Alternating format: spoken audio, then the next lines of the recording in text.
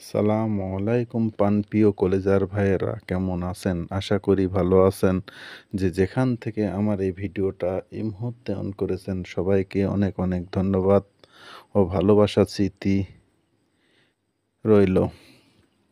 দেখেন, international Malaysia সেই airport, ভাবলাম যে আপনাদের মাঝে শেয়ার করি। আমি দেশে আসার সময় অবশ্যই ভিডিওগুলো করা, যদিও এক সপ্তাহ পার হয়ে গেল আমি দেশে আসার পরে, তারপরেও ভাবলাম যে ভিডিওগুলা আপনাদের মাঝে শেয়ার করি। অনেকেই এয়ারপোর্ট তো, মালয়েশিয়ার এয়ারপোর্ট তো দূরত থাক, অনেকেই এয়ারপোর্ট কী জিনিস হয়তো অনেকেই দেখেননি। ওই জন্যে ভাবলাম যে এয়ারপোর্টটা আমার যারা সব ভিউয়ার্স আছে, বিশেষ করে তাদের মাঝে ভিডিওটা শেয়ার করলে অনেকেই দেখতে পাবে। তো দেখেন, মালয়েশিয়ার এয়ারপোর্ট একটা এমন একটা জিনিস, এত সুন্দর পরিষ্কার পরিচ্ছন্ন, আর যেদিকেই তাকাবেন দেখেন কত সুন্দর একটা। আমরা অবশ্য মালটাল সব বুকিং দিয়ে, আমার ভিডিওটা যারা রেগুলার দেখেন, একটা ভিডিওতে এয়ারপোর্টের ভিডিওগুলো পুরোটাই দিতে পারেনি, অনেক বড় হয়ে যাচ্ছে ভিডিও। ওই জন্য ভাবলাম যে কিছু কিছু করে কাটা কাটা করে 2-3টা ভিডিও বানাই, তাহলে আপনাদের দেখতেও সুবিধা হবে নি। ভিডিওগুলো দেখতেও বিরক্ত মন করবেন কেউ, অনেক ভিউয়ার্স আছে একটু বড় ভিডিও হলে দেখতে বিরক্ত মনে করে।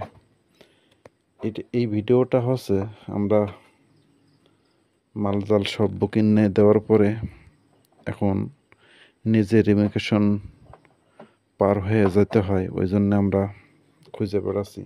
অনেকটাই বাঙালি ছিলাম, নিচে চলে আসছিলাম ভুল করে, এখন আবার উপরে যাচ্ছি।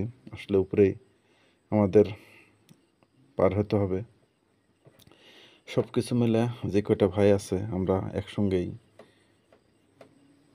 আসেছি, বা একসঙ্গেই একই বিমানে টিকিট কাটা ছিল।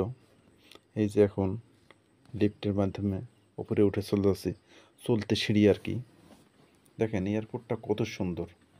বিশেষ করে এই ভাই আমার ভিডিও রেগুলার দেখে, হঠাৎ করে এয়ারপোর্টে দেখা হয়ে গেছে, যে চিনতে পারেন নিছে, দে বলছে ভাই আপনার ভিডিও তো আমি দেখি। আর আরেকটা জিনিস দেখেন, এয়ারপোর্টের ভিতরে মদের দোকান। আমি এদিকে জিনিসটা দেখে আশ্চর্য সেজে গেছি। মালয়েশিয়া আসলে এটা ব্যাপার নয়, ওনার গল্ফ ফুটপাতে মদ অবশ্য বিক্রি হয়, এখানে কোনো বাধা নাই। আপনার বিশেষ করে বেধর্মীর যারা আমার ভিডিও, যারা অনেকে দেখা যায় ইসলাম ধর্মে ছাড়া যারা দেখবেন, অনেকে আবার মাইন্ড করতে পারে বেধর্মী বলছে তাই, মানে বৈধ আছে। বেধর্মী জাতের নেশা খাবে তাদের জন্য ওখানে বৈধ। মুসলমান যদি হয় তাহলে খালে সমস্যা, তাছাড়া যারা অন্য ধর্মের আর কি, মুসলমান ছাড়া অন্য ধর্মের, তারা ওপেনলি মদ খাবে, সমস্যা নাই। তবে মাতলামু করা যাবে না। মদ খাবেন সমস্যা নাই, কিন্তু মাতলামু করা যাবে না। আর একটা জিনিস আমি আশ্চর্য হচ্ছে, একটা করে মদের দাম কত দেখেন। প্রত্যেকটা মদের এত দাম, আমি দেখে আশ্চর্য হয়ে গেছি, এত দামি মদ মানুষ কিভাবে খায়। দেখেন একটা বিভিন্ন ব্র্যান্ডের আর কি মদ আছে, এক ব্র্যান্ডের নয়, বিভিন্ন ব্র্যান্ডের অভাব নাই।